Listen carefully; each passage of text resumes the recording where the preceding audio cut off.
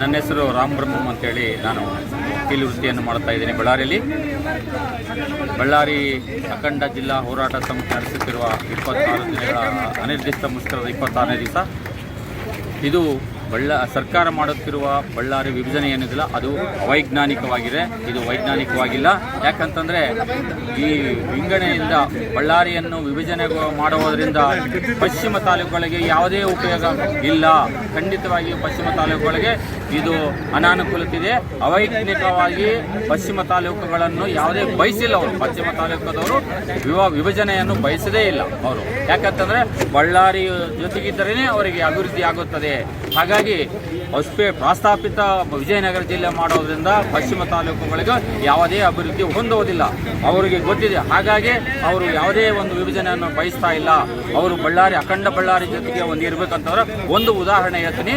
ಹರಪನಹಳ್ಳಿ ಅವರು ಹಿಂದೆ ದಾವಣಗೆರೆ ಜಿಲ್ಲೆಗೆ ಹೋಗಿದ್ರು. ಯಾಕಂದರೆ ಆಡಳಿತಾತ್ಮಕ ಉದ್ದೇಶಕ್ಕಾಗಿ ಅವರು ದಾವಣಗೆರೆ ಜಿಲ್ಲೆಗೆ ಹೋದರು. ಆದರೂ ಸಹ ಇವತ್ತು ಕೆಲವೊಂದು ಸವಲತ್ತುಗಳಿಗಾಗಿ ಮತ್ತೆ ಅಖಂಡ ಬಳ್ಳಾರಿ ಜಿಲ್ಲೆಯಲ್ಲಿ ಉಳ್ಕೋಬೇಕು ಅಂತೇಳಿ ಹೋರಾಟಗಳು ಮಾಡಿ ಮತ್ತೆ ಬಳ್ಳಾರಿಗೆ ಸೇರ್ಪಡೆ ಮಾಡಿಕೊಂಡ್ರು ಹರಪನಹಳ್ಳಿ ಅವರು. ಯಾಕೆ ಅಂತಂದರೆ ಅಭಿವೃದ್ಧಿ ಹೊಂದಬೇಕು ಮತ್ತು ಸವಲತ್ತುಗಳನ್ನು ಪಡಿಬೇಕು. ಅಖಂಡ ಬಳ್ಳಾರಿ ಜಿಲ್ಲೆಯಲ್ಲಿ ಇದ್ದರೆ ಮಾತ್ರವೇ ಅಭಿವೃದ್ಧಿ ಆಗುತ್ತದೆ ಮತ್ತು ಸೌಲಭ್ಯಗಳು ಸಿಗುತ್ತವೆ ಅನ್ನೋದು ಪಶ್ಚಿಮ ತಾಲೂಕುಗಳ ನಂಬಿಕೆಯಾಗಿದೆ. ಅದರಿಂದ ಯಾವುದೇ ವಿಭಜನೆ ಅವರಿಗೆ ಬೇಕಾಗಿಲ್ಲ. ಇದು ಅವೈಜ್ಞಾನಿಕ. ಹಾಗಾಗಿ ಸರ್ಕಾರ ಇದನ್ನು ಕೈಬಿಡಬೇಕು ಅಂತ ವಿನಂತಿಸಿಕೊಳ್ತಾ ಈ ವೇದಿಕೆಯಿಂದ ಧನ್ಯವಾದಗಳು. ಜೈ ಹಿಂದ್, ಜೈ ಕರ್ನಾಟಕ.